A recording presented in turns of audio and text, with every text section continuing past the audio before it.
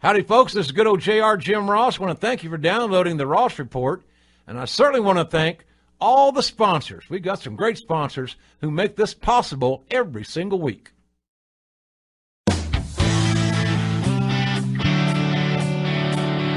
He's considered the greatest broadcaster in wrestling history. And now, WWE Hall of Famer Jim Ross brings his legendary voice and his famous friends to the podcast world. Welcome to the Ross Report. And just like that, another episode of Slobber Knocker Audio is off and running, folks.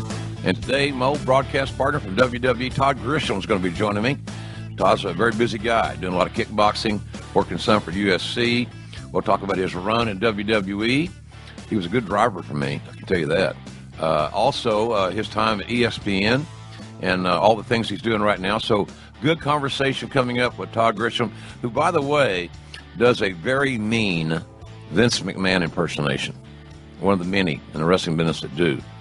So, maybe we'll get Todd to do that for us.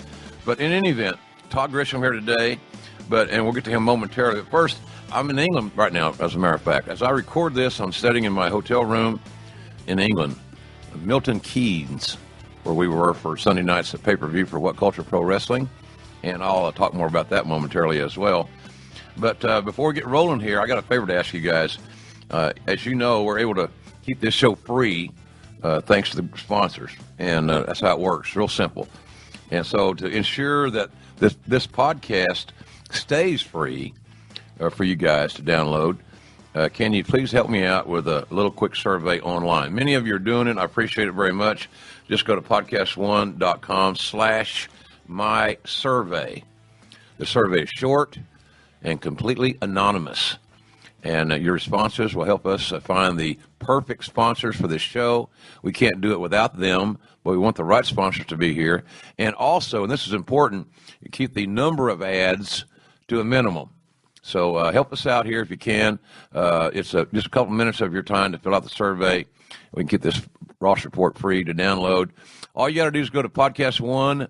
That's podcastone.com/mysurvey. Or go to podcast1.com and click on the survey banner. How ingenious is that? A survey banner. Who'd have thunk it? It's a big help to us and this show, and I really do appreciate it. So right now, as you all know, you've been waiting with bated breath, whatever the hell that means. It's time to let you know what's on my mind. Certainly was saddened to hear a few days ago the passing of Chavo Guerrero Sr., Chavo died of the liver cancer, we're told, which was only diagnosed about 30 days ago, which is just so tragic. Only 68 years of age. I know you young bucks out there saying, well, he's an old dude, man, 68. Hey, when you're 65, by God, 68 ain't old. Trust me. So Chavo was a hell of a hand. You know, ahead of his time in many ways. Bilingual, had a college education. He was a great amateur wrestler. And the very first guy I ever saw do a moonsault, and man, he could nail it. It wasn't a high spot. It was a finish, much like a DDT, but don't get me started.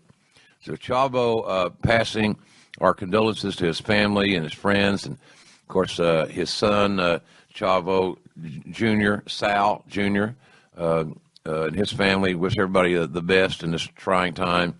But Chavo was really good. Probably 5'9", 5'8", 5'9", but he had a main event once with Ernie Ladd, who was 6'9". Ernie was a big-time heel. And they had a big main event in Los Angeles that Chavo actually went over, and the old-timers tell me it was a hell of a match with a 6'9" guy and a 5'9" guy, and people believed every moment of it because of how the two men worked. So our condolences to the family, the friends, and the fans of Chavo Guerrero for his passing at age 68. He will be missed. And I'd also, on a more pleasant note, like to congratulate my friend Dwayne Johnson, The Rock, one of my greatest signees ever in WWE, for being named the Entertainer of the Year by the NAACP Image Awards, a massive award for The Rock. Good dude, deserves everything that comes his way. I'm so glad that we still stay in contact, and I'm excited, too, that he's doing the movie with the Page's family in the UK, the Knights. That ought to be a dandy. And I know that Tessa Blanchard is the stunt double for Paige in this movie. Paige is not in the movie, by the way. It's not about Paige. It's about her family. That's kind of a misconception out there. But in any event, congrats, Rock. I'm proud of you, buddy. You always represent well. And I thought we represented well on Sunday night in Milton Keynes. I had never been to Milton Keynes before. May never come back. I have no idea. Nice place, though. WCPW, What Culture Pro Wrestling, had their True Destiny pay-per-view on Sunday night at the ice rink, and it was a lot of fun. We had a real good show, great crowd. Crowd always helps make the show good or better, whatever. Crowd did wonderfully well. I like the crowd, unique atmosphere, but a hell of a show. Well booked. The talents worked hard, and I was really proud to be a part of it with Matt Stryker as my broadcast partner. The two of us sitting at ringside were able to broadcast the show. I like it not being a three-man booth. Heck, I watched Elimination Chamber Sunday night when I got back to my room on my iPad on the WWE Network, and 4 broadcasters. Well, that's a crowded field, let me tell you. So Stryker and I were just the two guys, and we had fun. I want to tell you, the Kurt Angle Alberto El Patron match was classic. It was the main event, closed the show, and boy, did they close the show. Kurt Angle, I had lunch with him on Saturday and breakfast with him on Sunday. He's feeling great, looking great, clear eyes, really in terrific physical condition. And people say, how does Kurt stay in that great condition? Let me tell you something. For lunch on Saturday, he had a damn chicken Caesar salad, and some boiled eggs. For breakfast, he had more boiled eggs. So he's eating clean. And he didn't eat the yellows. He ate the egg whites, boiled egg whites. Good God Almighty! Wow. So in any event, he's looking great, feeling good, excited about being inducted into the WWE Hall of Fame. And I don't know who's going to induct him. My sense is it might be John Cena. Kurt didn't confirm that by any stretch, but just talking about several guys and people that Kurt had on his mind, I think maybe Cena might be the guy. We'll find out. It'd be a great choice. But I look forward to that. But Kurt had a wonderful match with Alberto El Patron.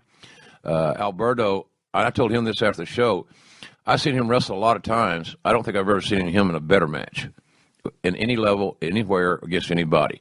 So that speaks to the crowd. It speaks to Kurt Angle. It speaks to the booking. A lot of positives there. So if you haven't seen that show, I strongly suggest you check it out. Also, Drew Galloway, who's really evolved into a top hand, successfully defended his WCPW title against Joe Hendry, who, of course, at the end of the night made his presence felt involving Kurt Angle. I don't want to spoil that if you haven't seen it. I love the opening match of the night. Ricochet and Will Ospreay had an amazing match, considering that in the very, very early going, like in the first minute or so, the top rope broke. So they had to wrestle their match live, no net, with 2 ropes, the middle rope and the bottom rope, and they pulled it off. Really, hats off to those guys, 2 really, really good hands, and I really enjoyed being able to broadcast their bout.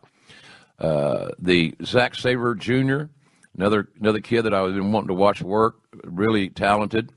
Had a chance to visit with him at length after the show was over.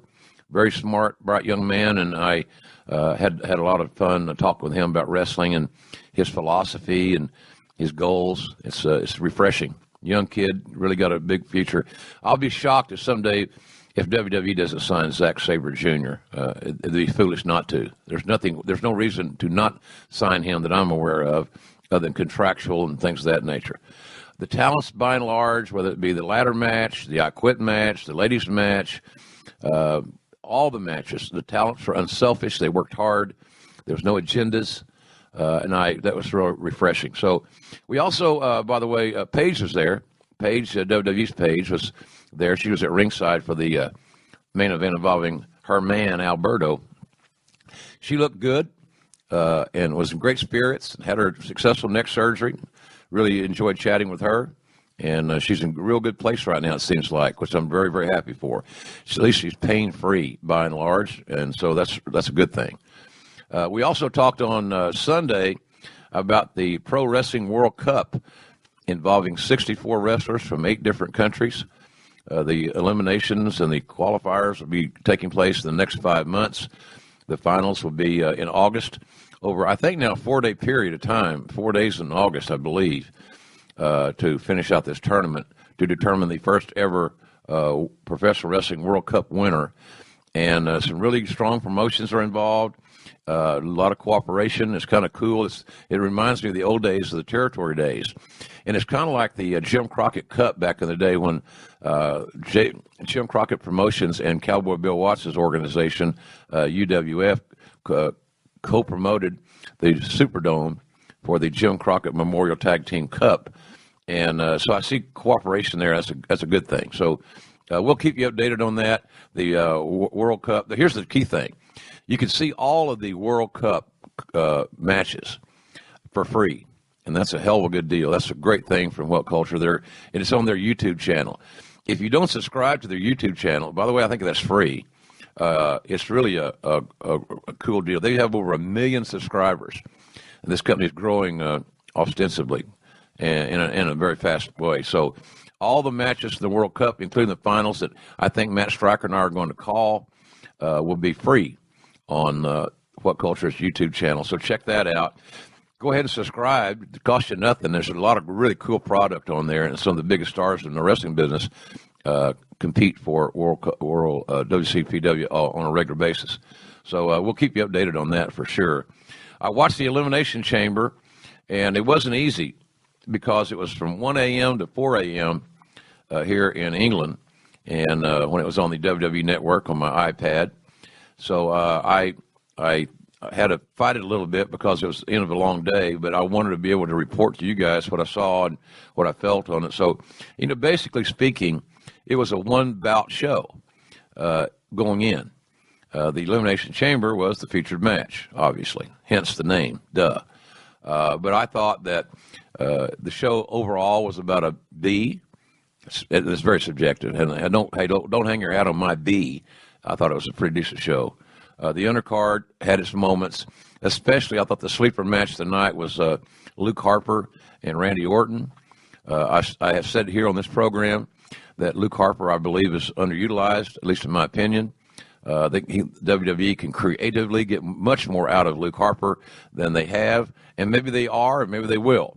But in any event, I think Luke Harper proved that he could hang with a top guy like Randy Orton very easily, and I was really impressed with their match, and hats off to both guys. The surprise of the night for me was Naomi winning the women's title of SmackDown. Good for her. I've always liked her. She's a very nice, polite young lady, a really good athlete, former Orlando Magic cheerleader, very athletic. I noticed that the first time I laid eyes on her down in Tampa back in the day before Orlando opened at the Performance Center. Really a good hand, and I'm happy for her and hope that she gets a nice run out of this title situation. The Chamber was well booked, I thought. Well booked. I enjoyed the order. I thought it was very provocative, the way that they started the match with Cena and AJ Styles. Made sense to me. I thought they saved Baron Corbin well. I thought The Miz fulfilled his role very successfully, effectively. So everybody, Ambrose had a good outing. These guys put a lot of their bodies on the line. That's a hell of a hard structure to work in, let me tell you. There's not a guy that ever wrestled in it that won't tell you the same thing. It's not a lot of fun. And if somebody tells you it's a lot of fun, they're lying. It ain't. But these guys worked hard and had a good chamber. Bray Wyatt won the WWE title, as many of you already know. It looks like he'll wrestle Randy Orton at WrestleMania, kind of what people had expected. I don't have a problem with that. I can't wait for somebody to say, well, it's too predictable. Jeez, come on. It's too predictable. Yeah, and here's another thing. The day after Monday is Tuesday. Boy, by God, that's predictable too. Come on. It's pro wrestling. Predictability is not necessarily a bad thing if it's the right thing to do. Change for change's sake is stupid. And I'm glad that WWE steered the course. Bray Wyatt, I said all along that the Firefly entrance is not a heel entrance. You can't have positive audience participation. In other words, non-booing with the lighters and all that stuff, the cell phones, whatever the hell it is, and it not be considered a babyface. It's audience participation that they have fun doing. You're not supposed to have fun with villains. You can say, well, I'm a villain fan. Okay, well, good for you. I'm glad. But the bottom line of it is that Bray Wyatt has the potential to be a main event level character babyface along the lines of a Jake the Snake Roberts. The Undertaker's a character babyface. Dusty Rhodes is a character babyface. Or non-traditional heroes. I think Bray Wyatt has that potential. So, but in any event, I congratulate him for winning the WWE title. He beat people with his finish. God, what a concept, huh? What a concept. That they weren't kicking out of Sister Abigail. John Cena didn't kick out of Sister Abigail. AJ Styles didn't kick out of Sister Abigail. It just made so much more sense. And think about it, if they hadn't. You'd have been let down. I would have been let down. It was, oh, come on. It's just, so enough is enough. If I see another talent kick out of a DDT, I'm going to soil the sheets. Come on, man. It makes no sense. So, in any event, Bray Wyatt's the new champion. Congratulations to him. And we'll see where that goes. I'm sure WWE is going to want him to be the heel in this equation with Randy Orton. But does it have to be? Is that what the audience wants?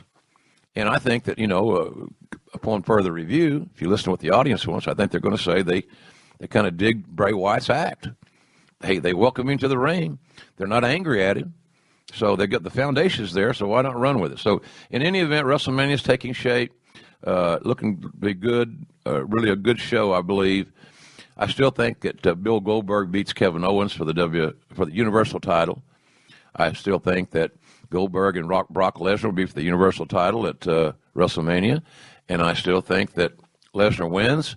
And then hopefully, if my fantasy booking is on target, then Lesnar would have a program build to a big match with Samoa Joe.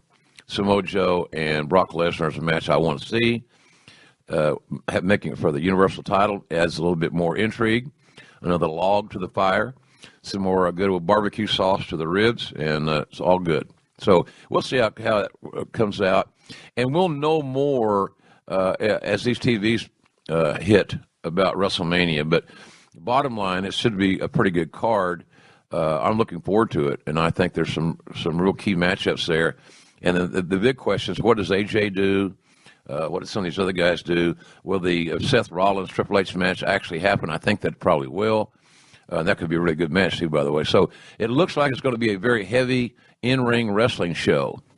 And if all the extemporaneous things, the backstage bits, the booking of multiple people to get them on the card, all that stuff, I don't believe WWE is not a benevolent organization. They're a for-profit organization, and it's not everybody's right to be on WrestleMania. Just because you're on the team doesn't mean you're on the starting lineup. So I'm of the belief that the show should be booked strictly for the fans and the TV audience, and hopefully take care of the talents along the way. But we'll see how that card shapes up. I do understand getting more people on the show, a big battle royal or multiple person tag matches, all this stuff. But I think that the card should be booked with the fans in mind first. And I'm sure that's what they'll do. Hopefully they will. We mentioned Orlando. My Ringside with Jim Ross shows are starting to take shape as well. We're going to be at the Plaza Live on Saturday and Sunday, April 1 and 2. That's the WrestleMania weekend. The VIP meet and greet function starts at noon, goes to 2 o'clock. At 2:30, my show starts at Plaza Live. I'll have friends with me. I'll have guests on stage, and these shows will have themes. And we're formulating our themes. We're getting our guests together. Everything is coming together very nicely. And but here's the key thing. You can't come if you don't have a ticket. And tickets are on sale at ticketfly.com. Pretty simple. Ticketfly, F-L-Y, ticketfly, one word, .com. No matter where you are, here in the UK or in the States or wherever, Australia, wherever you're coming in from, I'd love to see you again. Tickets start at $25, so it's a good value, and ticketfly.com has your tickets. And we've had a wonderful time here in the UK on this trip. Look forward to coming back as well, and we'll keep you updated, of course, on any late breaking news on Twitter. Follow me on Twitter at JRSBBQ, and that, ladies and gentlemen, is what's on my mind. At least all I can tell you. You would really want to know exactly everything that's on my mind today. And Todd Grisham is waiting patiently. We'll have his comments, his interview momentarily. And I I want to tell you, folks, before we jump on Todd, I got to tip the hat again to Diamond Dallas Page and his terrific DDP Yoga. Now is a perfect time to jump on the DDP Yoga program because Diamond Dallas Page is offering the biggest sale ever on DDP Yoga right now. Dally is giving you 25% off the DDP Yoga Now app, the DDPY DVDs, and all the DDP swag. That includes T-shirts, mats, heart monitors, and hats. So just go to ddpyoga.com/Jim Ross. Get all the information you need. And you've heard me talk about DDP Yoga since day one on this program, really. And he's done an amazing job building his business and changing lives for the better. You know, we had Mick Foley on this show not that long ago. Mick's dropped 100 pounds, folks. 100 pounds from a guy that had the worst eating habits next to me. And this is a pot calling the kettle black. I get this. I'm not casting stones or throwing him on the bus. I have to work on this myself. But Mick did not have great eating habits. I remember coming to Oklahoma City one time to see his show, and I passed a car near the entrance of the stage area, and I said to my wife, "There's Mick's car. How do you know?" Because it was loaded with Monster Energy drink, empty cans, and Whataburger wrappers. Those days are over. Scott has helped, Dallas has helped Mick like he helped Scott Hall, Jake the Snake, and the disabled veteran Arthur Boorman. So 100 pounds down from Mick, largely in part to DDP Yoga. If it works for all these guys and the Jerichos of the world and the RVDs of the world and Hall and Jake and Foley, why, may I ask, won't it work for you? It will. It will work for you. So take advantage of this huge sale. Save yourself some money. Put some years back on your life. Make yourself feel better. And right now you can save 25% off on the DDP Yoga Now app, the DDPY DVDs, and all the swag. And, by the way, here's some more good news. More good news, folks. But wait, there's more. Buy a Max Pack today. You'll get 50% off a second one. That's right, folks. Do the math here. You'll get 50% off the 25% that you're already getting. Gosh almighty, that's a great savings. And, of course, with any purchase, you'll get 3 months free of the DDP Yoga Now app. Just go to ddpyoga.com/Jim Ross. And, Gordon Stoley, what is that address? Well, it's ddpyoga.com/Jim Ross. Welcome back to the Ross Report. Now, here's JR. I am on with my friend Todd Grisham. And, Grish, is this your first time on my show? Yes, sir. It is. How are you been, man? Everything's good. I've transferred out of the ESPN, and I'm now full-time doing Glory Kickboxing and UFC. So back on the road again, but I love it. So who are you working for? Two different companies? Two different companies. Glory Kickboxing is, I signed a multi-year deal with them, so I do their events. And then UFC right now is just kind of whenever they have a need for me, they bring me in. I've already done 2 events for them. Hey, so you got the kickboxing. Let's talk about the kickboxing first of all. You know, I happen to be a big kickboxing fan, and because I found it to be very fan friendly. It's very action packed. There's very little feeling out period. There's no finding your rhythm period. It's usually just guys beating the hell out of each other. And it can come from a couple different places, which adds to the surprise element of some great strike. Have you been a fan of this genre for a long time? You know, I haven't, just because I'd never taken it in. I was a big boxing guy growing up. Used to love Evander Holyfield, and that was it. And then right when UFC started coming along, I started watching that. So to me, kickboxing is kind of the in-between those two sports. So I never really watched it until about a year ago when I heard ESPN was signing up for it. I was like, yeah, I'll go check it out. And I mean, I fell in love with it day one. And I sent an email to the president of the company, John Franklin, and said, hey, if you guys need a backstage guy or an in-ring interviewer or anything, I'd love to be a part of the show. And next thing you know, they brought me out, and 6 months later, here I am as the main voice of the Glory Kickboxing. It's great. Wow. Trading cards, magazine covers, limousines. I'm just hoping the check's clear. Jet planes. Well, I think you're going to have fun with it because you get the chance as a broadcaster, which is always fun, to have those bottom of the ninth calls from time to time. And because most of your fights are going to end by knockout or stoppage or some striking. Well, it's only, as you know, it's only three-minute rounds. So it's basically, I like to describe it as high-level tough man. Because these guys, you can't waste, like you said, you can't feel the guy out. You can't waste any time. No. You've got 9 minutes to get the job done. And I think there's some people that just don't like watching MMA because they don't like the ground stuff. They don't like two guys grinding forever, and they can't appreciate the jiu-jitsu. So to me, kickboxing is perfect for people like that because, you know, you can use knees, you can kick, you can punch, but they never go to the ground. Here's what I think. I think it's a great sport for a lot of reasons, and one of those reasons is that the 18 to 34 crowd that's sitting home by themselves, smoking a joint, eating some chips, maybe having a beer, can get into this situation because it isn't about, you don't have to worry about the scoring system more often than not in kickboxing. Right. The guys are, it's going to the bar and watching a good bar fight. It is. Cleaned up guys are wearing less clothes. And it's so high level. I mean, even if you ask, I've asked a bunch of them, these UFC fighters, like Chael Sonnen, for instance.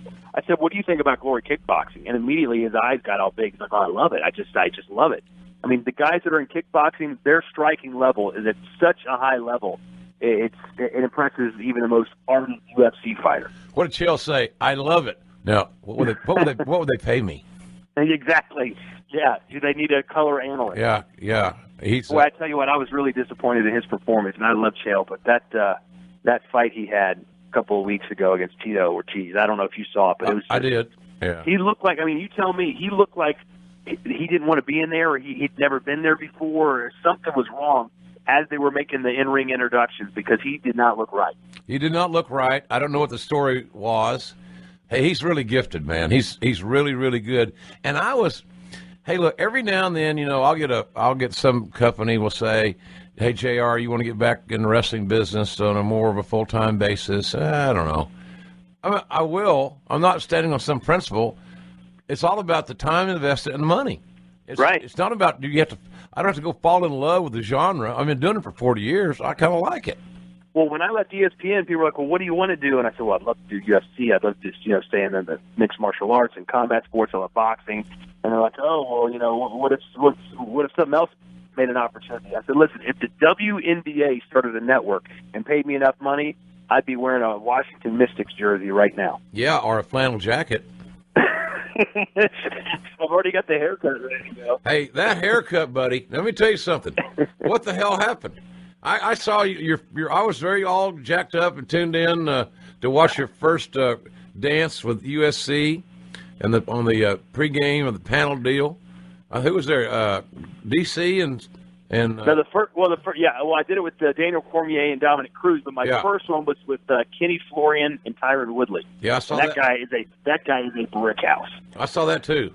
I saw both those shows.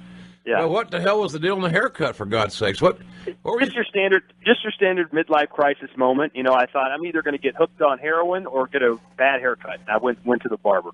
So since you left my side, me trying to be your mentor, you got a shitty haircut. You got a big ass MMA tattoo. I did, yeah. I got it in Las Vegas. Actually, it's a 1920s era type, bar fighter guy that.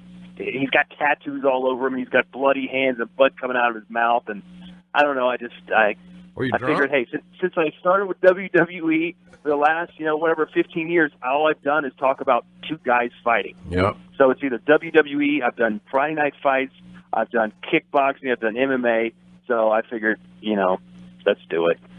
Wow, you're well on your way to becoming the next Mauro Ranallo. Maybe. I've got to be bipolar first, though. Well, hey. He's a bipolar rock and roller. He is, and it's not too late. Right, that's true. Maybe I just haven't been diagnosed yet. Exactly. Hey, look, if getting at my age, where it's hard to get cast in some of these roles, if becoming bipolar were a prerequisite for new work, my ass is a little crazy. Well, it's hard not to be at least a little crazy having worked for Vince as long as you did. I mean, I tell people this all the time. I would go to work, and I would almost switch my brain onto I knew what was coming that night, I knew what I had to deal with, and you just mentally prepare for it, and then you go on your way. Yeah, yeah. We'll go get into that. I want to talk a little about your WWE run, but I'm interested about. Tell me about production day, on how it's like to be on a TV day for kickboxing, and as opposed to your TV day, what you've had so far experience on UFC. Well, Glory Kickboxing, it's still almost a startup type company. They've been around for about 4 years, and it's very small. They just got a huge investment from Yao Ming's investment company at $20 million. So they're really starting to spread their wings a little bit now. But it feels like almost, when you started your restaurant up there in Oklahoma, it's kind of like a small family atmosphere, and everybody's pulling for one another because we're all in the same fight. Mm-hmm. So that's the kind of feel it is there at Glory, and everybody does their best. And, we got people there doing jobs that at UFC 3 people do, but it's just one person. Yeah. So it's kind of that feel, and I really enjoy that. And then you go to the UFC, and, they've got a wardrobe person for me, a makeup person for me, someone that goes and gets the food. They're used to dealing with the Jimmy Johnsons of the world, and the Terry Bradshaw. So they treat me just like they would him, which is shocking, frankly. But, they're super professional. Everybody's on point. Everybody knows what their job is. They all do it, and they do it great. And you can see that in the production, because I think, along with WWE, UFC has come a long way. They're about as good as it gets. No doubt. Hey, look, if you get the other side of your head cut, like the one side of your head, there will be a little Bradshaw influence there. I can see a little something, I'm thinking. I just need the middle shade, right, so I get the bozo look. Yeah, oh, yeah, the bozo. Ooh. There's some money there, man. Hey, the UFC, it's interesting. You came aboard in the exiting of Mike Goldberg, right? Timing-wise, he was leaving as you were coming in. Is that somewhat accurate? Correct. Yes. His last day was, I think, December 30th. He called the Ronda Rousey pay-per-view. And my first event was, I think, like January 15th or something. Yeah. Did you know him? Did you meet him? Well, funny story. When he came to WWE for an audition many years ago, and I did his audition. Really? And, so we spent a couple hours together, and I thought he, did a great job. And from what I've been told, he was made a pretty generous offer, and UFC matched it, so he decided to stay there. I wonder whose job he was coming to replace. I don't know. But in doing that audition, I guess they heard me for the first time. I was doing like Sunday Night Heat and Afterburn or whatever. So and nobody watched that shit. No one. And they heard me do it with him. They're like, what, this guy's not too bad either. So next thing you know, some doors opened up for me, and I started to climb the ladder a little bit. So in some ways, Mike Goldberg helped me become whatever it is I became at WWE. And there you go, folks. You heard it here first. Mike Goldberg, job for Todd Grisham. Yeah, and you were the voice of Raw then, so I don't know whose job. Everybody was coming after my job, ladies. How sad was my situation? The old fat country boy from Oklahoma, not very smart, Bell's palsy, God almighty, and here comes all these young bucks looking for work. I remember when they decided to put you in the Hall of Fame, the reaction you were getting everywhere. They couldn't take you off the air with the Indiana National Guard, as they said in Hoosiers. You were locked in. That's the great thing about what we do. If you're straight with your audience and you give them effort and you don't phone nothing in and you don't try to BS them too badly, and that's from an old wrestling guy, they're very loyal because they're used to the bullying and the prejudices of those that don't like their genre. How many times have I been asked in my lifetime that you're really a wrestling? You do wrestling? Did you get it when you were going to ESPN? How'd that wrestling thing go? Oh, of course. And what'd you tell them? I said I loved it. I thought it was great. It made me better as a broadcaster. It made me more well-rounded. I got to do things I would have never had the opportunity to do otherwise. And I was there for 8 years, and I wouldn't trade a second of it. That's what I say. That's a good answer. Now, you and I were talking one time about, was there a plan, kind of a succession plan, where around 2007 was when I went in the Hall of Fame with Lawler, and of course the headliner was the great Dusty Rhodes, baby. But I believe that might have been the time, you and I talked about this once or twice, about the plan was going to be put in motion for me to be, there's going to make a new change in the fall of 2007, I think. Do you remember those days? Because that Hall of Fame thing, because you were being considered for that role, right? Well, I was basically told, they were like, listen, JR's leaving. He's going to the Hall of Fame. He's riding off into the sunset. We think you can handle it. It's going to be a couple months, but, they signed me to a new deal. They let me move to Atlanta because I was just going to be traveling. I wasn't going to be hosting shows anymore. I was just going to be doing play-by-play. So they're like, really work on it, get, dialed in. And then, they kept loving you after the Hall of Fame. And next thing you know, you've been there for like another 6-7 months. And they're like, well, let's put you on SmackDown. So then I started doing SmackDown. And then eventually, I think me and you started doing SmackDown together, and I don't know what exactly happened, but I got drafted. Is that what happened? Well, yeah, the draft, the draft of 2008, and I was just reminded of it because not too long ago, on Royal Rumble Sunday, I did my little one-man show, and I had people asking about that because it's what are some of your favorite moments about San Antonio? Well, the 97. I think it was 97 Royal Rumble we had at the Alamo Dome, did legit 60,000 people. And I say legit, I really mean it was legit. It was a good house. And Austin won the Rumble, and Shawn Michaels regained the WWE title, blah, blah, blah. Two great Texas players winning big in Texas. So it worked out real well. It's funny how that shit works. And then the last Raw before 9/11 was in San Antonio. Oh, yeah. And that was a week that none of us will ever forget, no matter where you were. You couldn't get home, right? You were stuck in Texas, right? Yeah. We flew the company plane to Houston. That's where SmackDown was going to be. And then the tragedy was on the Tuesday morning of the night of the show. And so we ended up going live on Thursday. And, man, that took a monstrous effort to get that cleared because of security issues. I bet. And there's still a lot of unknown questions, unanswered questions, should I say. And I would assume that Vince's jet wasn't allowed to fly anywhere for a few days, correct? No, and it wasn't even able to fly us back on later in the week. We had to get a bigger plane that was, for some reason, more security sound or something. I'm not real sure. But we finally got home, I think, on like Friday. Because we did the show on Thursday. I did the show with Heyman. Heyman and I did a show. And it was Cole and Taz's show. And, we didn't go pitch for it, but we were told, you guys doing the show tonight. Vince wants you two out there. And because it was a unique show, and not that they couldn't have done, hell, they'd probably knocked it out of the park. I'm not saying that, but, Right. Vince, what do you say? You say, yes, sir. Yeah, okay, good. Let's go to work. Yeah. So he's the boss. So anyway, when in 2007, the fall of 2007 came and went, and you didn't get your bump up to the marquee position, then do you have another ensuing conversation then with Kevin?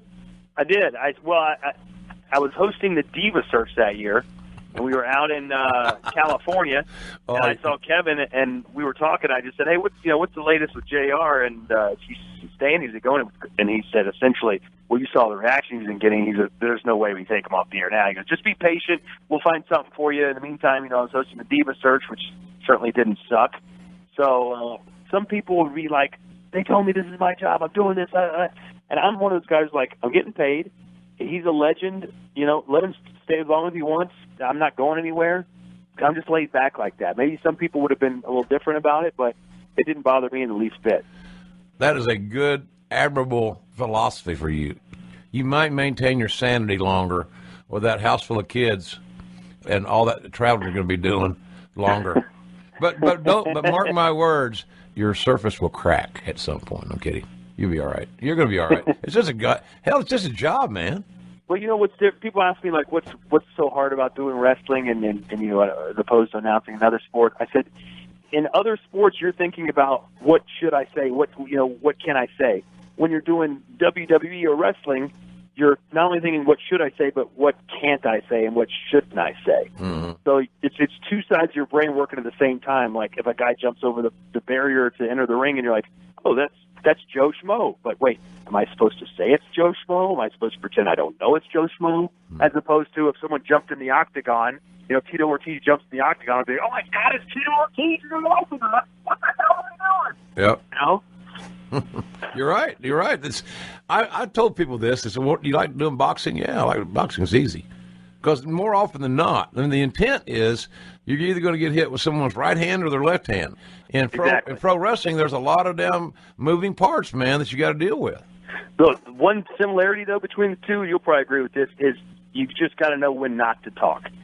boxing is kind of the same way. There's times when you can tell that story. There's times when you shouldn't say anything.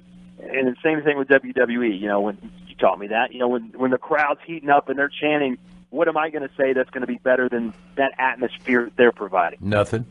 None of us have anything good enough to supersede a packed house of enthused, emotionally invested, rabid fans. The greatest.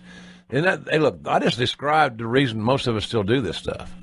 I'm getting work now in a variety of places, but I said, if I'm not any good, then replace my ass. Hell, I'll go back to Oklahoma. I don't have a problem doing that.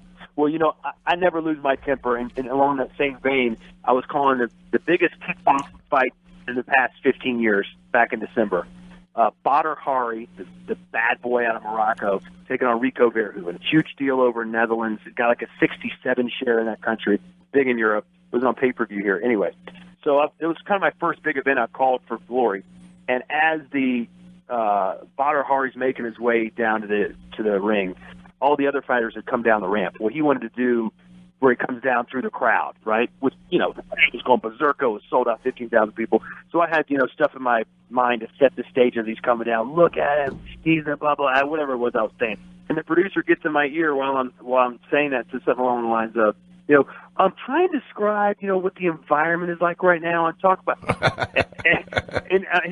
So my color commentator starts talking, and I hit the talkback button, which mutes my voice. Yeah. I said, "Let me fucking do my job," and I just lost it, because that's your moment when you're calling a fight. When that guy's making his way down to the ring, that's where you tell the story. That's where you set the moment. That's your time to shine. Yeah, it is. No doubt about it. Like, you got to be. I mean, you hired me to do this. Let me do it. And we had a conversation afterwards, and he's totally on par with me. But that's probably one of the few times I've ever lost my temper. They have to. They meaning the producers, the bosses, have to believe in their instincts that they hired the right guy. Yeah. And if they believe in their instincts and they have you prepared, now I need to back off your ass. I need to leave you alone so you can process everything that you've gathered here. The only thing I want you to interrupt me is if I'm calling somebody by the wrong name, or there's something you're trying to get me to notice that I'm not noticing. There's two kids sitting each other in the front row, and I'm talking about the cotton candy machine. Yeah, right. Yeah. Jump in my ear. But as far as describe the environment, I'm like, don't. Yeah, environment. You think a diehard kickboxing fan, you think he cares about the environment? He wants to see two guys beat the hell out of each other. Oh yeah. And make me really anticipate this. Build them up. Why should I stay tuned? By God, I can go to where they're on the eights. Don't threaten me. I feel like I'm 41 years old now, and I feel like I've almost gotten second level, kind of where you probably got at some point in your career, where I'm not just thinking about describing him coming down and what's going to happen. I'm thinking, odds are these guys are going to have a rematch. I need to give them some good lines for the promo for the next fight. I need to start giving them little sound bites that they can use when we have the rematch. I'm thinking about that stuff. I'm not thinking about, look how many people are wearing white shirts in the crowd. What I mean? Hey, we got a lot to cover here, and I want to talk about the XFL documentary, a little bit more about USC, WrestleMania, and my man Todd here's relationship, folks, with Vince McMahon. And we'll do that after we talk about TrueCar and the TrueCar app. Okay, folks, you're looking to buy a car, okay? And you want to make sure that you're getting a real pricing, you get all the correct info on actual inventory. It's very important, actual inventory. Unfortunately, a lot of the times that isn't the case. People configure cars online only to find out later that they're not available. What the hell? They're not available. With TrueCar, you get real pricing on actual inventory. And this is not pricing offered by TrueCar. This is pricing offered by an actual dealer. And not just any dealer, but a TrueCar certified dealer. With TrueCar, you can easily find the car that you want, see what others in your neighborhood paid for the same vehicle, and feel confident that you're getting a fair price as well. Over 3 million cars have been sold by the TrueCar Certified Dealer Network. There are over 13,000 TrueCar Certified dealers nationwide. TrueCar also shows you all of the specific dealers' incentives before you get to the lot. So when you're ready to buy a new or a used vehicle, folks, visit TrueCar to enjoy a more confident car buying experience. And Gordon, what's the rest of this? Well, some features are not available in all states. Okay, one more quick piece of business before we get back to Todd Grisham. And business will pick up Todd's experiences, relationship with Vince McMahon. Jerry Briscoe, McMahon, Mr. McMahon. Is Mr. McMahon there? Love Patterson and Briscoe. In any event, I know a lot of you guys like to be in the know. God, we love the dirt. I love the dirt. When it comes to the Ross Report, you want to know what's going on, right? I'm right. So that's why Podcast One has created a new automated email system for this show. Sign up free at Podcast One, podcastone.com/JR. There you go, Ross, you son of a bitch, talking about J. Everything's JR on this damn place, you egg-sucking dog. Well, you get everything you need, Terry, for the Ross Report delivered right to your email. Do you have email, Terry? You wise asshole bastard. Anyway, you'll never miss an episode. You always know what's going on. You always know who we're talking to and what we're talking about. And the best way to stay connected, and it's really simple, painless, free, is to be up to date with what's going on. Just sign up at Podcast One, podcastone.com/Jim Ross. Does that make you happy, Terry? How about Podcast One/JR? Podcast One/JR, Terry. Damn you, Ross. Hi, I'm author and director Mick Garris, inviting you to download my new podcast, Postmortem, to hear from the greatest filmmakers and creators of your worst nightmares. Check out new episodes every other Wednesday on PodcastOne.com, the Podcast One app, or subscribe on iTunes. Well, we're back. We had our nap. We're good. I feel better. How do you feel all right? I do. Full release. Good. Attaboy. So, did you see the XFL documentary? Unfortunately, I have it on DVR. I'm so excited to see it. I just haven't been able to sit down and watch it. But everyone has told me they loved it. Yeah, I won't spoil it for you. It's good though. I think I found it to be very accurate. Now, did you get to tell your story about having to go to the bathroom? No, they didn't even call me. I didn't get interviewed. Oh, well, you got to tell that story. I wrote a little blog about it, and I said, I had a lot of stories about my XFL days because, as you can imagine, the schedule that we had, because it's like I was doing Raw. I had to go to SmackDown because I was in charge of the talent roster. I was an executive committee member, for God's sakes. Yeah. And then doing football. And then, so you had on Fridays was my travel and prep day, and Saturdays were game day. And then I got the death knell when they took Matt Vasgersian off the A game and put me on in week 2. Then we had the goddamn power outage, and a game that goes 2 overtimes. And then it was just, and of course, then the media, I was one of the first guys that they gut and quartered. Vince was always the biggest target because he was the loudest. Yeah. The most visible. And me, I was that wrestling guy. And what the hell's a wrestling guy doing calling football, for God's sakes? Well, didn't they have Jerry Lawler doing color commentary? They had the first week, they had Matt Vasgersian and Jesse Ventura on the primary game. They had Lawler as my partner. Now, did he play football in college or anything? No. No. I mean, what was the thought process? Just like they needed a hype man? Yeah, he was added entertainment content. But he was, he's a student of the game. He's a football fan. And other than, he's Cleveland Brown fan, but I don't know, does that make him a football fan? No, I get it. But if I'm just average guy turning on personality, I'm like, why is Jerry the King Lawler? Because at the time, JR and the King were doing some quarter hours that exceeded Monday Night Football on Monday Night Raw. Yeah, we had a massive audience, and we were dominating the prime demo that all those sports programs that your shows want, my shows want, the men 18 to 34. We want those guys, 18 to 20. So you agreed with that? You would rather, you thought doing it with Jerry Lawler would be better than, let's say, getting Joe Montana to do it? Well, first of all, we're making $1,500 each a game, so I don't know what kind of, you might get Joe Montana from Sheboygan, but not the football player Joe Montana. So yeah, I didn't have a problem with it because look, I knew I was going to do the football heavy work, the stats, the game prep, watch the games. And I knew that Jerry was amazing at feeding off things he hears. He was very, very creative, very quick, and so I thought he'd be fine, and he was fine. But he got tired of making $1,500 a ball game and having to travel, and add that to his Monday Night Raw work with me. I didn't have any option. He had the option to say, I'm tapping. And but his big deal, the reason he left it wasn't that much fun for him, and he was making $1,500 a game. He makes more than that going to some high school gym in the middle of signing pictures, right? Well, hell yeah, and wrestling for 5 minutes or whatever he wants to do. So it was a matter of economics in that situation. Now, Coach had a good time.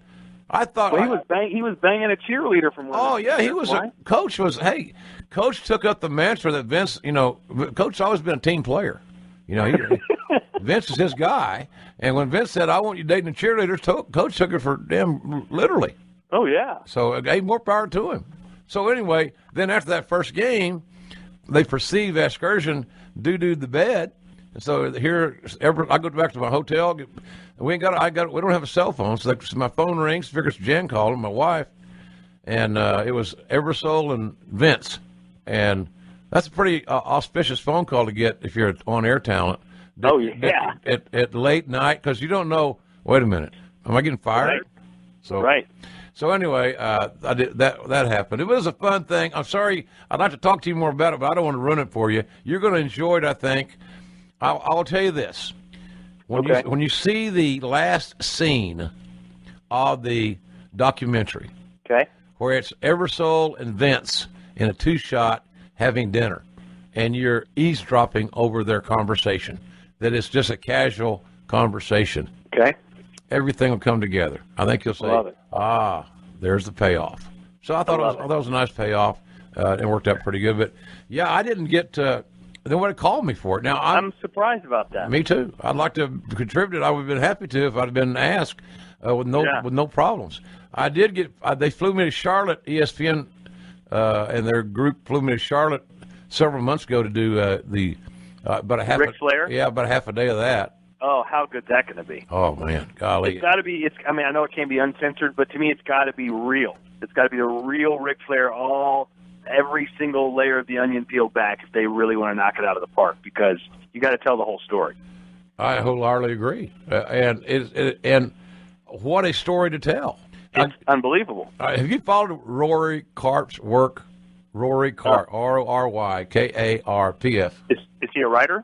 He's the director of the 30 for 30. That he's doing the Flair piece. He did the Christian Laettner 30 for 30. I hate Christian Laettner. Great. And Rory's a genius. And this piece of business, just he and I casually chatting about it. I mean, he's gone deep undercover, man. He's got Rick's very first wife. Oh wow. Yeah, he goes all the way back to the very first wife. He talks to Rick's first 2 children. You know what's great about Ric Flair is that once you get inside, not even inside his circle, but once he knows you enough to where he's calling you by your first name and you have a beer with him at the bar, he is unfiltered. He doesn't hold anything. He'll tell you anything you want to know, and you'll hear him talking about stuff that you're like, should I be hearing this right now? He's just amazing.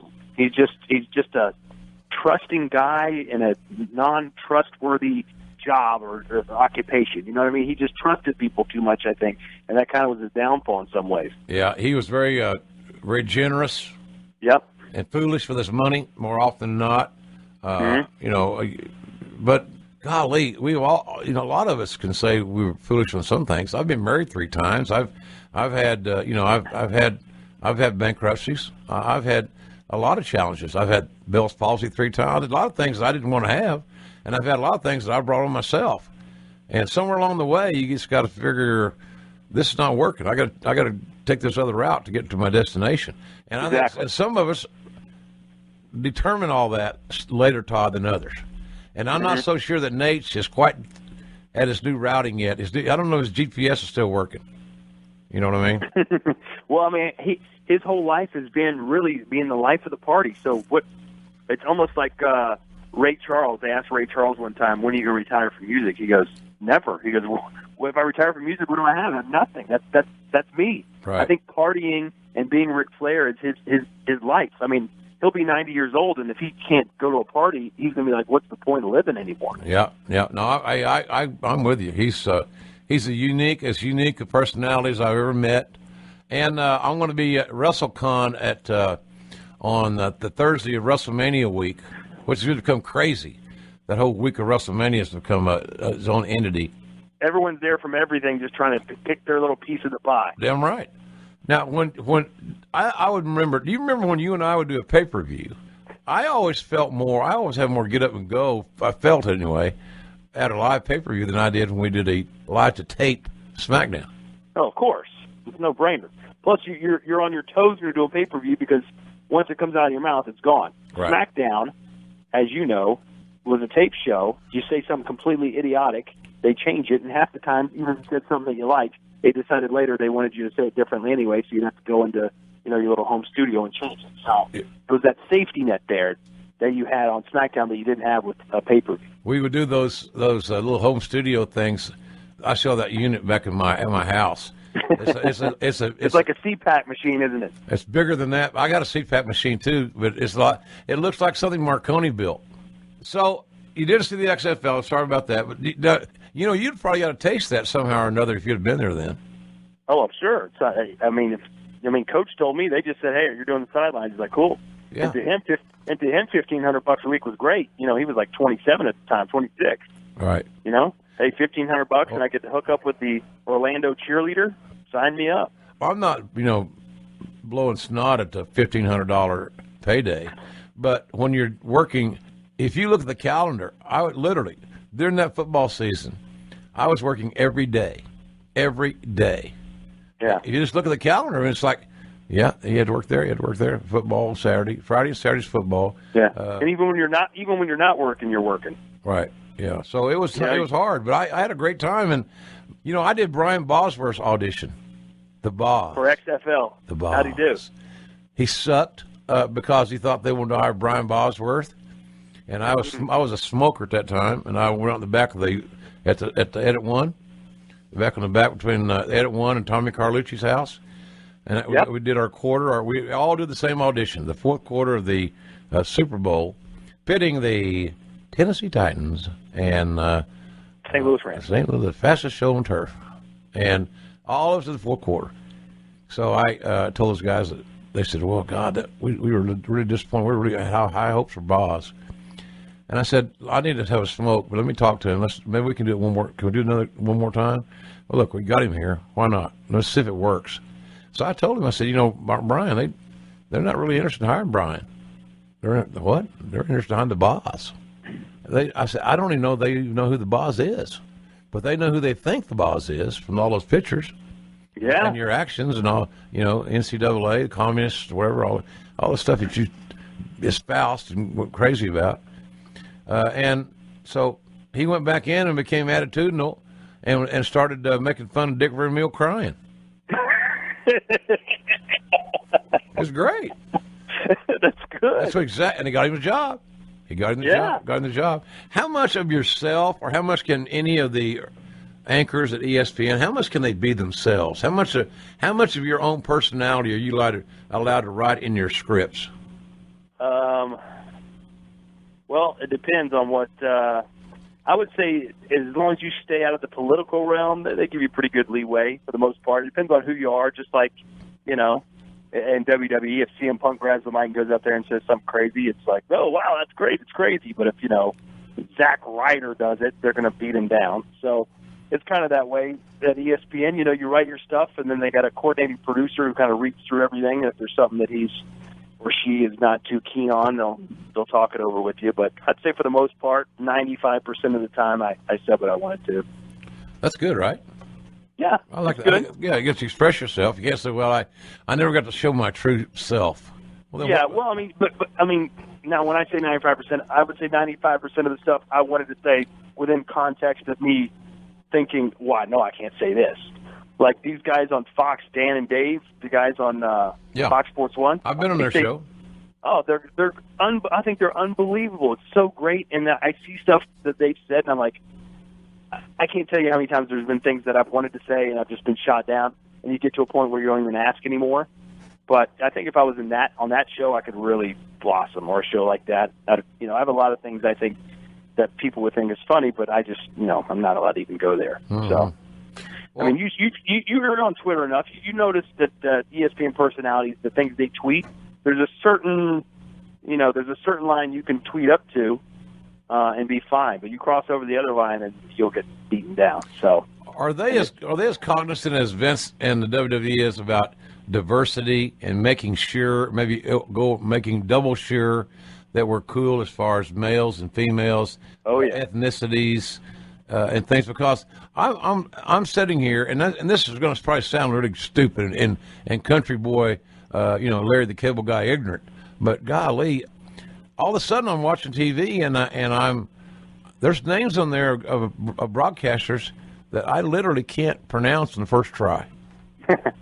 And they're very good. They're very talented, and I'm sure they're good guys. But it just seemed like all of a sudden it was like this great big mandate went through corporate, and boom, all these guys are there, and they're all of really unique diversities, which is fine. Yeah. I think it's fine. But my point, I guess, in this rambling is that they all seem to come together at the same time. Well, to me, I don't mind. If you're good at your job, I don't care where you're from, what your last name is, what you sound like. I don't care. What bothers me is if someone gets put on the air or takes a job where the sole reason they got that job is because of the way they look or the way their name is pronounced, and not how good they are on the air. And I think there's a lot of people you can watch and you can say, "Wait a second now, does that talent level match where they're being spotlighted right now?" Sometimes there's some question marks across all genres, I think. But I'm a big fan of, if you're good enough, get the job. I have this theory, uneducated, unfounded, I will add, that Chris Berman has been forced out. Now, whether I'm right or whether I'm wrong, I just can't see him fading away into obscurity because he's such a part of the fabric of ESPN. But, I'm sure he makes a hell of a lot of money, and he's been there a long time. And he's not as striking as he was perhaps when he's younger. All this stuff. The same thing with Musburger. He's going to retire, and we've come to the decision. When are you retiring? After next season? No, next week. Oh yeah, this Wednesday. What? Well, he has that big gambling venture now going. Yeah. So that's well. Here's the point. He wasn't ever going to retire. He always had something else to go to, and I'm just saying that him leaving ESPN, which is a great platform for Brent Musburger Enterprises. Yeah.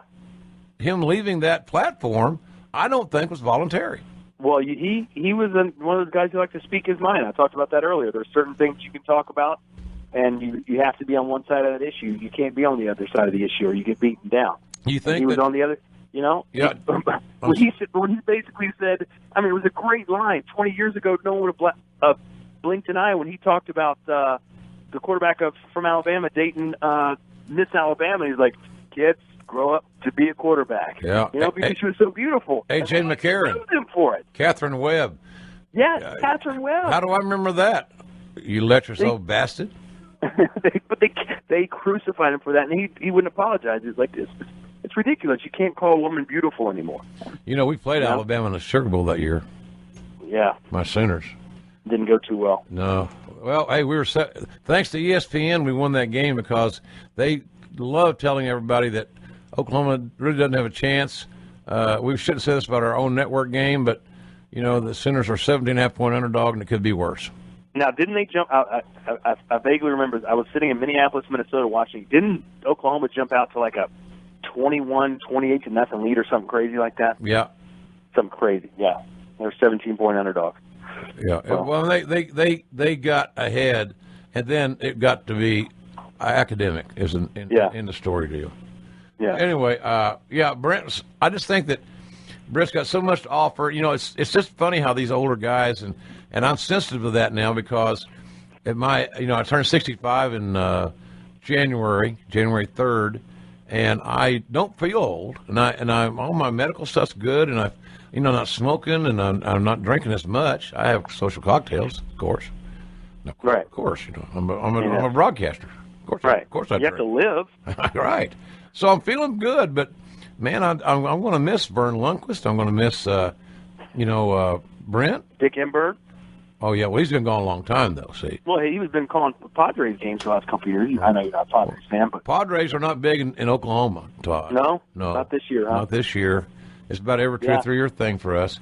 Well, hey, I grew up with Vern. I mean, being an SEC guy, I mean, he was the voice. He was like, hey, grandpa. When you were on the weekend. Yeah, when you were a little kid, do you remember SEC football on TBS? Jeez, I remember it on Raycom. I don't know if I remember it on TBS. Didn't they always get like the Vanderbilt game? Probably, yeah, something like that. Like the fourth choice or whatever.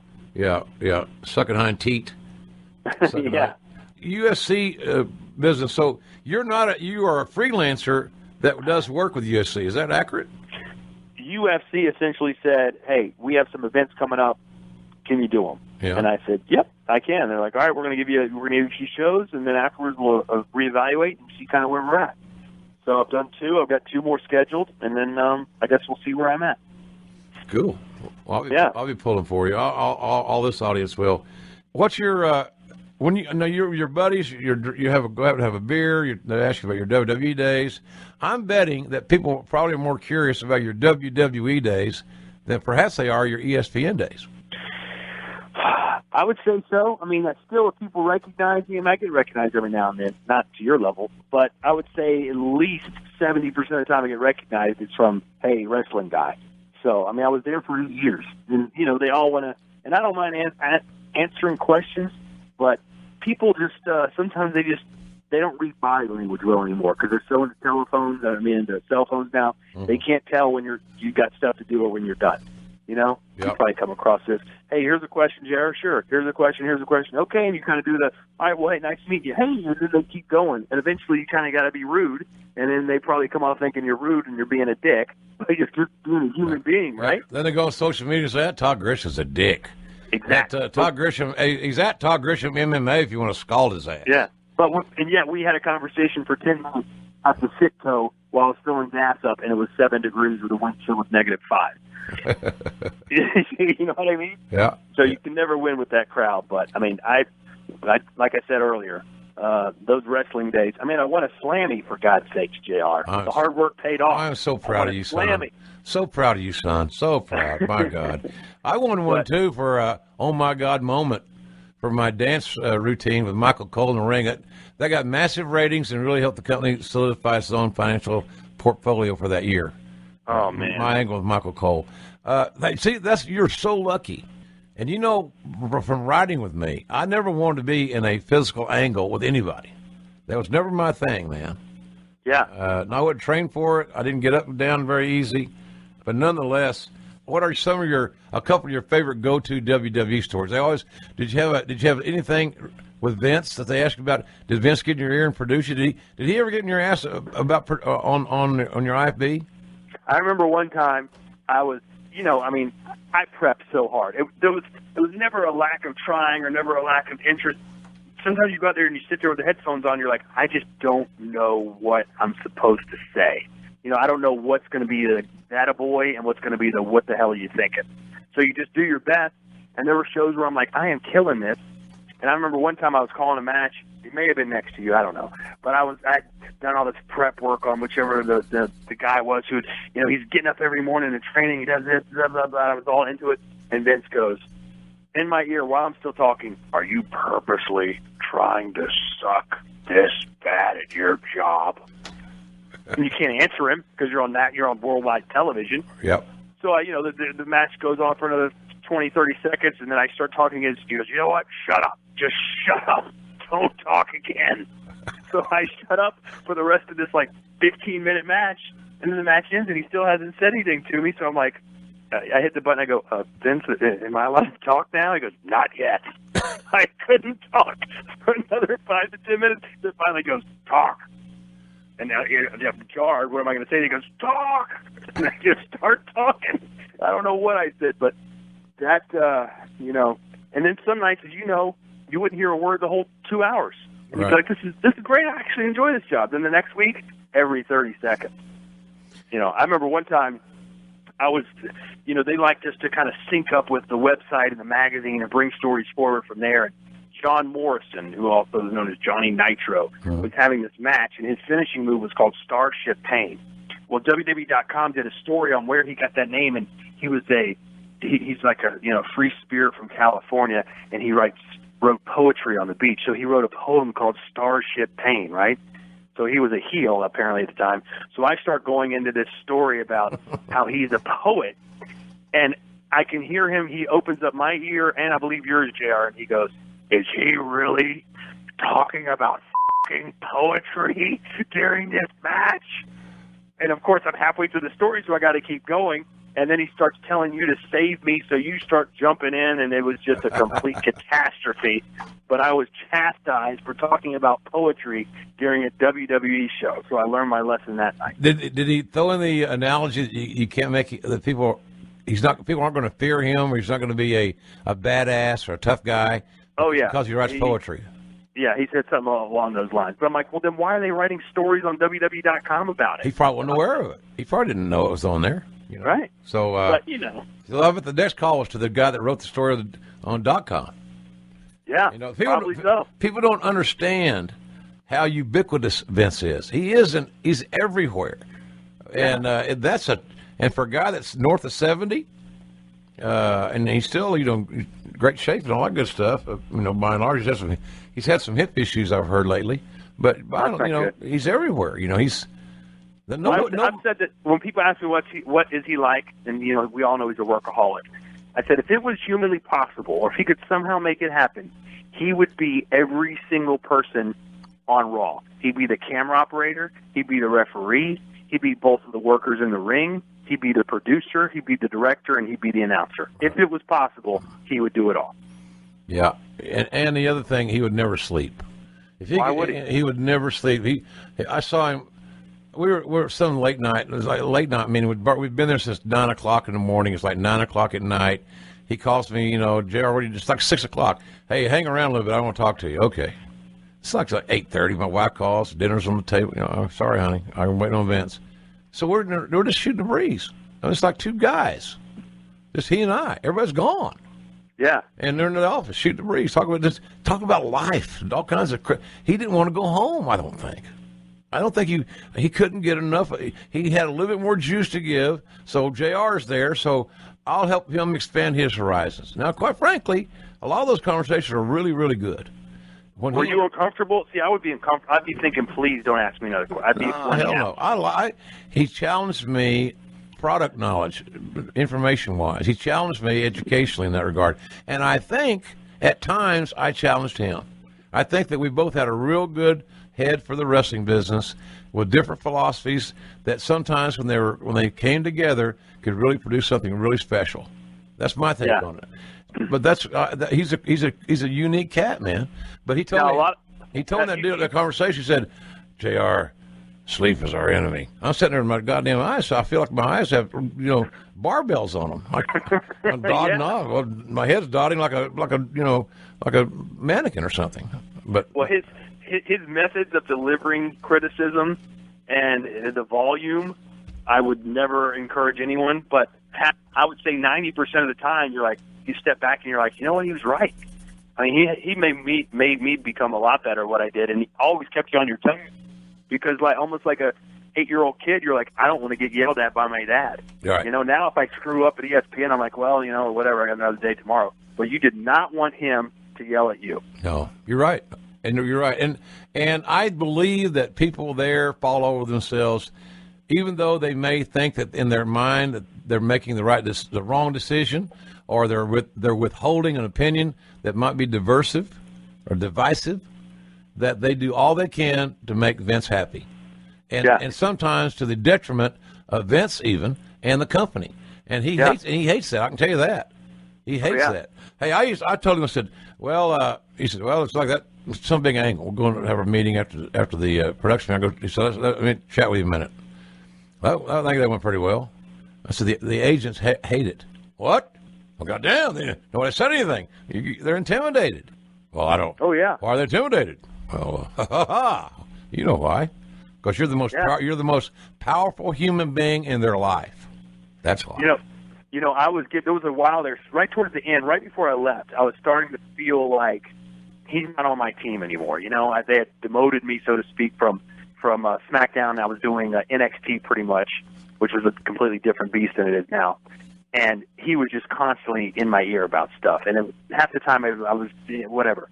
So Matt Stryker, who you know, was like, you know what, you should go in there in his office and get right in his face and just unleash on him and say, what you're doing to me is f***ing bullshit. It's f***ing throwing me off my game. What the f*** are you doing? Do you believe in me or do you not? And he said, I bet you he'll respect you if you do it. And in hindsight, I bet he would have. If I'd have gone in there, he'd have said, all right, now we're talking. Now we can move forward. I thought you were a pussy. Now I know you're a man. But I just didn't have the balls to do it. So what do you think would have happened if I'd have walked in there and said that? I used to give guys advice on that matter, the exact matter. I said, when you go talk to the big Irishman, my advice is this: converse and do not confront. There's a way to converse that cerebrally he will get connected with you, and all of a sudden he sees you're not a dolt, you're not a goof, and you got enough balls to make a nice presentation that is counter to his, but you're doing it in a respectful, business-like presentation, of which he likes. Yeah. So that's what I would have said to you. But but there's a way to do it. You should have. You could have always. But if your presentation was professional, there's no reason you couldn't have made that happen, man. You couldn't. That could have worked. Is he the most unique guy you ever worked for? Oh yeah. I mean, but it's hard not to cower in front of somebody like that. I know. They own the whole. It's not like an ESPN where there's 75 chiefs. He doesn't like you. Well, this guy likes you. Or this lady likes you. At WWE, I'm sure at UFC, if Dana White hears me call my fights in 2 weeks and says this guy sucks, I don't want him here anymore, I'm gone. Yeah. So it's a one man show. So yeah. Dana's got some Vince properties. He's got some, and I say that in a good way. I like hey, my dad was an alpha male. I'm writing my book right now, and I've had to relive all this stuff. I've been around so many alpha males in my life that when people ask me questions about how Vince was heavy-handed and he made you join the Kiss My Ass Club in Oklahoma City and you got the blah blah blah. But look, he looked at me like a character, a TV character. And then when I walked back through the curtain, I ceased being a character and I was an executive. It was a hard line to walk, but I couldn't take it too seriously at the end of the day. But during my tenure there were times when I got pissed off, and I was angry. So, oh yeah. Now, hey, look, I asked this to Taz when Taz and I were partners. He did all the driving. When you and I traveled together some, right? Oh yeah, we traveled, I'd say, for probably almost a year together. And you drove, right? Oh yeah, of course I did. You weren't driving anywhere. There you go, ladies and gentlemen. The old guy didn't driving. No. Oh man. Hey, no, we'd hit all these. You'd always hit like not necessarily a Cracker Barrel, but something along those lines. You'd hit one of those, and then I'd get my ranch dressing on the side. Oh God! Goddamn ranch dressing, for God's sakes! I thought I could do one show and not talk about the ranch dressing. That's redneck ketchup where I come from. I hear you. Hey, I can eat a shoe if you dip it in ranch. I know you have, and you can. Hey, so anybody says, do you have a good JR story? God. Did you impersonate me like you do Vince? No, I don't. I'm trying to think of a time you were always kind to me for the most part. I heard horror stories, but I guess if I'm your personal driver and your chauffeur, you're not going to say too many negative things about me. We bonded over the ranch. I mean, most of the stories I have about you are ones you've told me about stuff that has happened, like that XFL story when you had to go to the bathroom, but they had the two announcers basically in the crowd in the middle of the audience, and you didn't have time to run to the bathroom and come back. And I said, well, what'd you do? And you said, I shit myself. Well, hey, what are you going to do? And you're just on live national. Hey, there's a picture floating around out there. I was wearing this XFL shirt and khaki slacks, and the big deal I had was, I couldn't. The press box was not the press box. It was in the middle of at the 50-yard line, lower level, and you're a long way from the bathroom. So when I would go to the bathroom wearing that black hat, I didn't have any security. Ventura would have the Minnesota State Police with him. He'd get him right through the crowd, right in like he was, Charlton Heston part in the Red Sea, and he'd pee. And he would come back. He was all happy. He's making $1 million a year. He wasn't making $1,500 a game. So I didn't have anybody get me to the bathroom, so I never got to. I couldn't get there and back in time during the halftime. So I had you got to deduct a new pair of Dockers from that $1,500 a week you're making. Damn right. Now you're $1,450. So one of those Tommy Roy, I remember with the golf producer for NBC, big time golf producer, was one of the producers, and he took a picture of me smoking a cigarette after the game, and with my pants where I urinated on myself all over my khakis. And I walked right out of the press box, the booth, right through the crowd, right off the field, right back to the back of the stadium, and with no shame, where I looked like I'd pissed myself. And guess what? I did. So what are you going to do? Now that's the story they needed in the XFL documentary. There you go. Exactly. That's gold. Yeah, man. And hey, there was another time you'll really identify with this one. I'm calling a game. I have my IFB, my little internal ear thing. For you that don't know, and at one time, this is no exaggeration, no embellishment whatsoever, but unbeknownst to the other, I had 5 different people talking to me simultaneously in my IFB during a live ball. The ball had been snapped, the play was in progress, and I'm the play-by-play guy trying to put a narrative to this action. And I got Vince in my ear, Ebersol in my ear, John Gonzalez, who says he invented the camera, the Skycam. Right. Tommy Roy, the aforementioned, and Bill Bunnell. Bill Bunnell works for ESPN now. He's the producer of the A Game, so to speak. He's got Herb Street and Fowler. Okay. So all 5 at one time. So the question, the follow-up is, well, who did you listen to?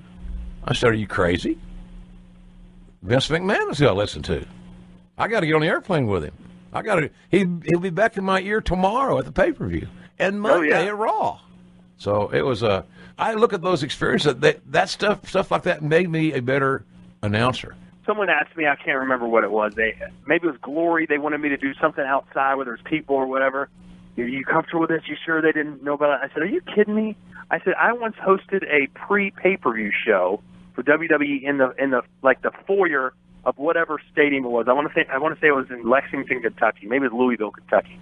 And they're counting me down. It's me and Maria Kanellis hosting the show, right? They're like, in 5, 4, 3. And they wanted to look like College Game Day. All the wrestling fans are at 3, 2, 1, and go. And I go, ladies and gentlemen, welcome to. And as I start talking, the crowd starts chanting, you Grisham, clap, clap, clap, clap, clap. And there's people surrounding me, basically chanting for my death.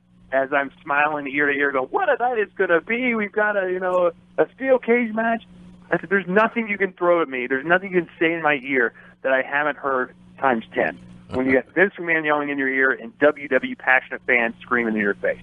It's nothing in the world like it. It makes you better, and you're doing a hell of a good job now.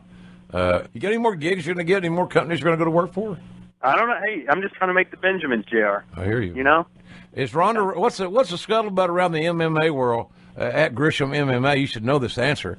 Is Ronda Rousey going to fight anymore, or you think she might be done?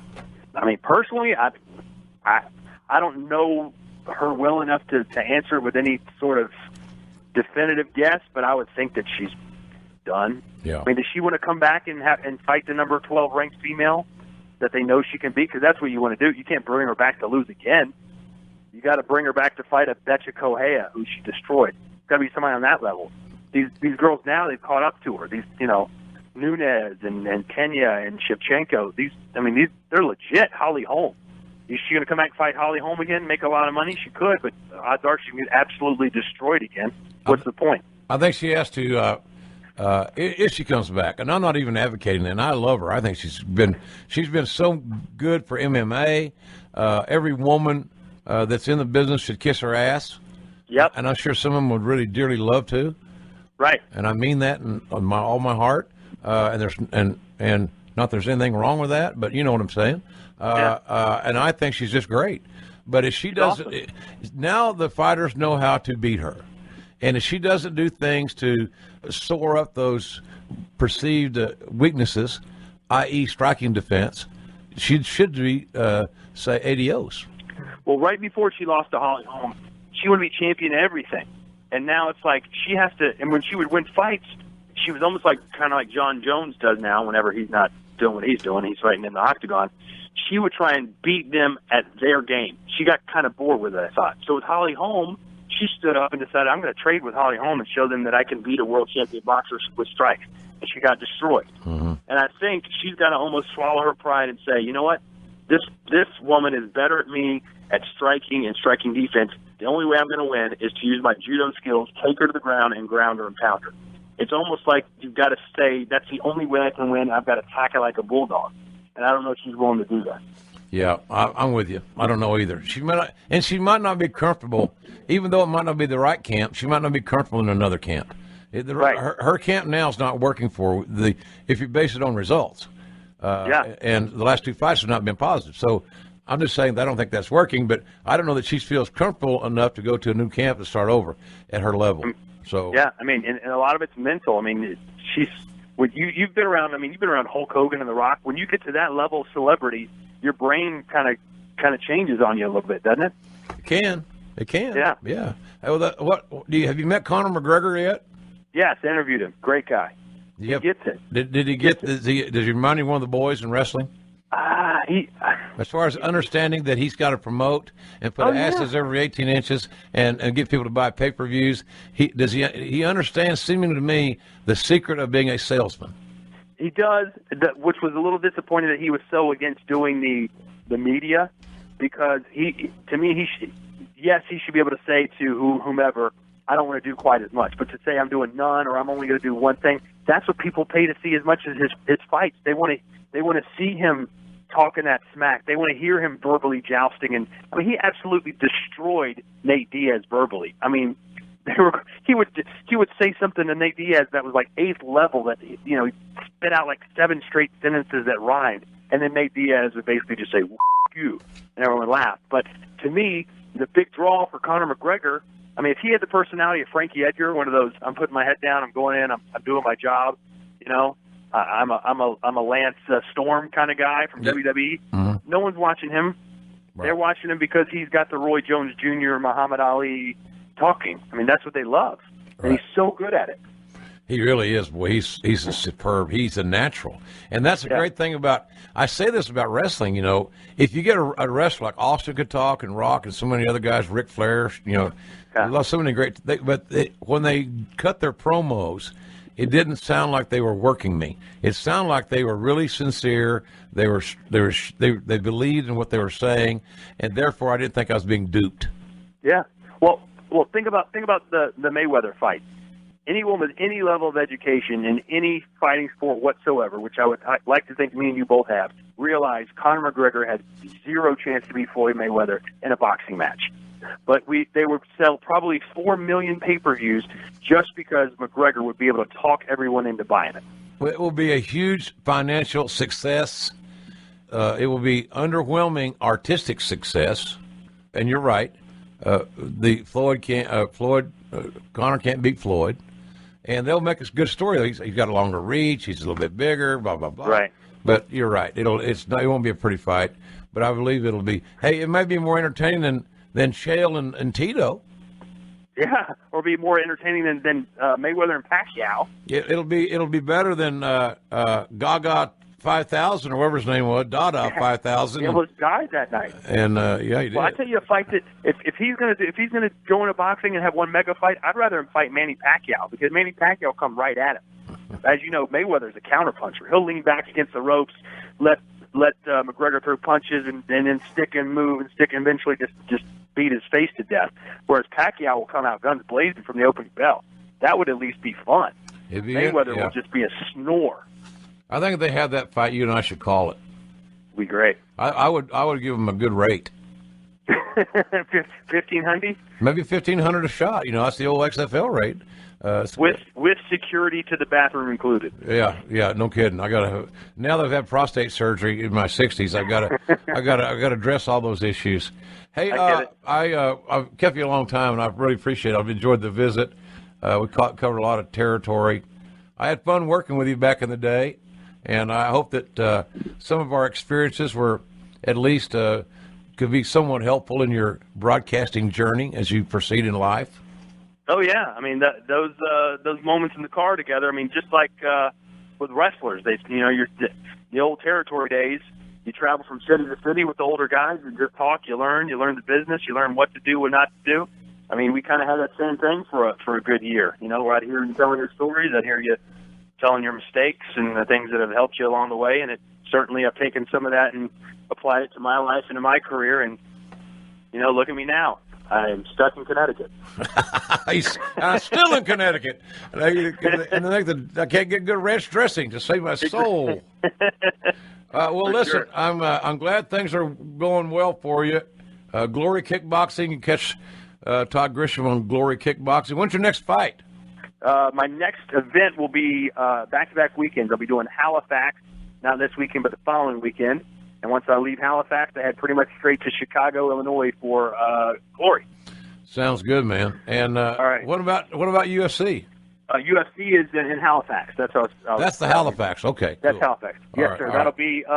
That'll be Sunday, February 19th at the Scotiabank Center in Halifax, and then the following weekend, which will be, I guess, the 24th, I believe, I'll be in Chicago, Illinois for Glory. Cool. All right, man. Well, listen, folks can follow Todd Grisham at Grisham MMA on Twitter.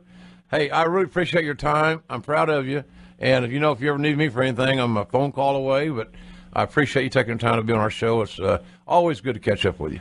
Yes, sir. It's an honor to be on it. Thanks for having me. It's always good to talk to Todd Grisham, one of my favorite guys to be around. I'm really proud that he's doing well. He's got a happy family. Sad that he has to live in Connecticut, but that's another story. I'm only kidding. The Nutmeg State's fine if you like traffic and weather together on the 8s. But I like Todd. He's doing well. He's really enjoys kickboxing, as you could tell. We'll see how far his journey in UFC takes him, but I'm firmly in his corner. I'm glad he's doing well. Next week here on the show, I'll be with the big guy, Ryback. Ryback will be joining me here next week, and Lord knows he's got a lot to talk about. Not only his career in WWE, why he left, how it went, what he's doing now, what his goals are, his nutrition business, a lot of really unique things going on in his life for the big man from Las Vegas. So Ryback on the show next week. We'll have a really good, thorough, honest, upfront conversation that I hope you'll tune in and join us for. So as I mentioned earlier, tickets are still available for my 2 ringside shows in Orlando, WrestleMania weekend, April 1 and 2. Before that weekend, I'll also be at WrestleCon on Thursday afternoon on the kickoff ceremony with Ric Flair and Sting. And our man Matt Stryker is going to host the Q&A. So Sting, Flair, and myself will be doing a Q&A on Thursday of WrestleMania week at WrestleCon. How can WrestleCon get any bigger? But it seems like it does. What an amazing event. And then on Friday, the folks at WrestleCon are rejoining Jerry Lawler and myself for a nice meet and greet photo op thing on Friday morning at WrestleCon. So you can check out WrestleCon website for all that information. And you can also get more information on my shows at in Orlando at Plaza Live at our website. You know that website, right? You don't? It's that website you never visit. It's the world's loneliest goddamn website, jrsbarbq.com. I write many blogs each week, and you can check those out. And I answer Q&As. I'm one of the few people actually in wrestling that run their own site, write their own blogs, and answer their own questions. So I hope you'll check it out. It's a free site, jrsbarbq.com. We also have, I mentioned earlier about the What Culture YouTube page, which is a killer. Over 1 million subscribers. You should really check it out. And I also have a YouTube page. It doesn't have 1 million subscribers. I wish it did. It's free, jrsvideos.com. And it's free to subscribe to. I saw a lot of barbecue lovers here in England because they use americansoda.co.uk to get their JR's products delivered right to their front door.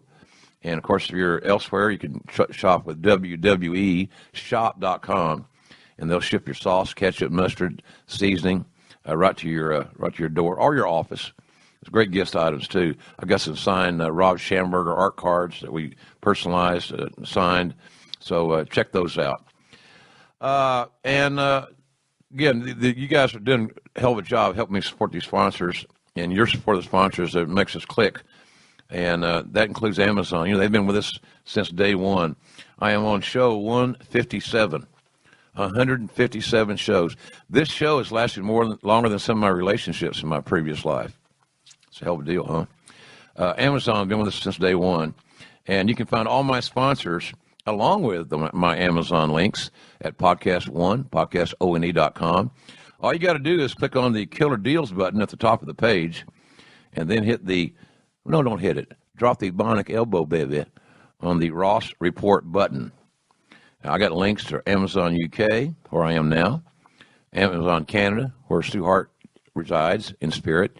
Yes, I'll never die, because I'll stretch anybody's ass that tries.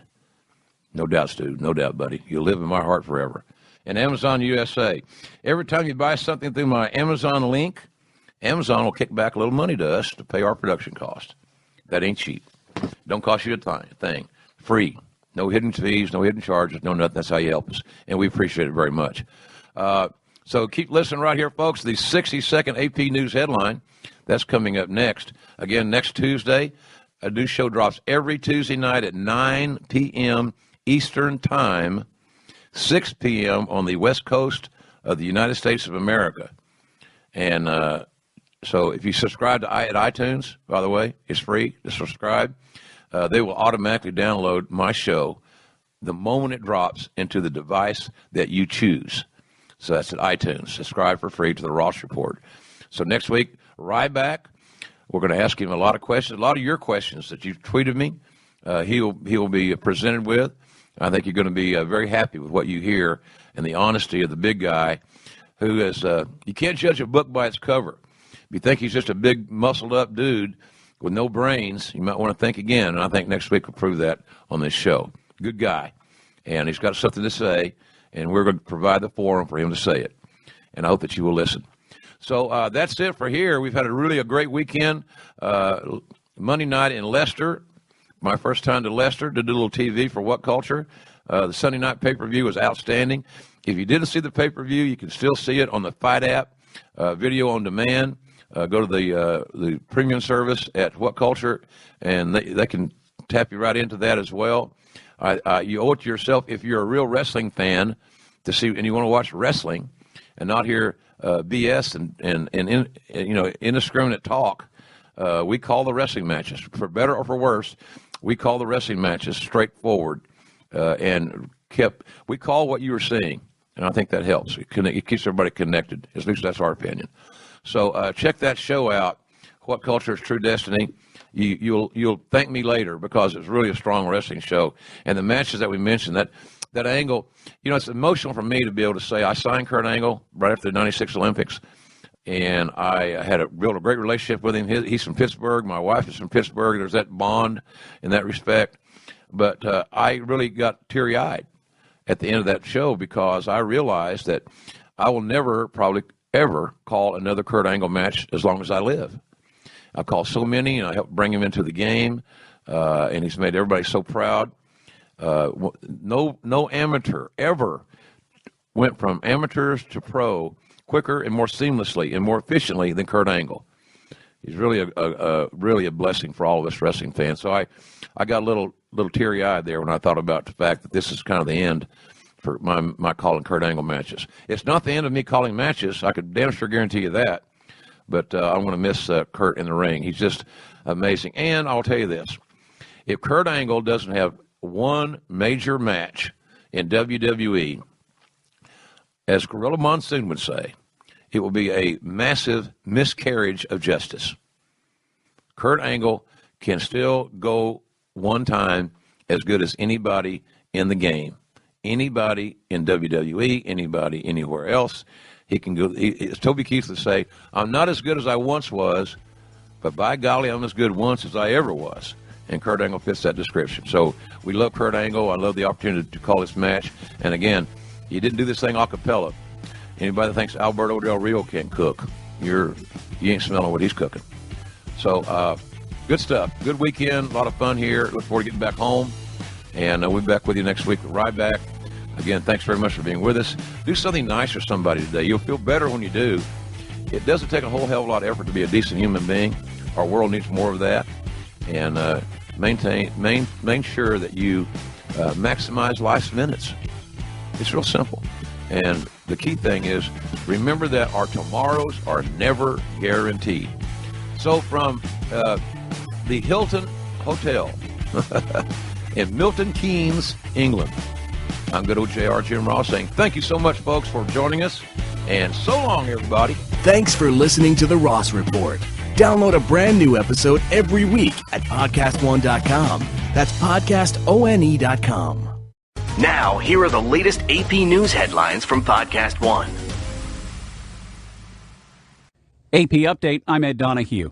President Trump says his now former National Security Advisor Michael Flynn was treated unfairly by the media. I think in addition to that, from intelligence, papers are being leaked, things are being leaked. It's criminal action, criminal act, and it's been going on for a long time before me. The president says Democrats are trying to cover up for Hillary Clinton's loss on Election Day with what he has called this Russian connection nonsense. At a joint news conference with Israeli Prime Minister Benjamin Netanyahu, President Trump also said the threats against Israel are enormous.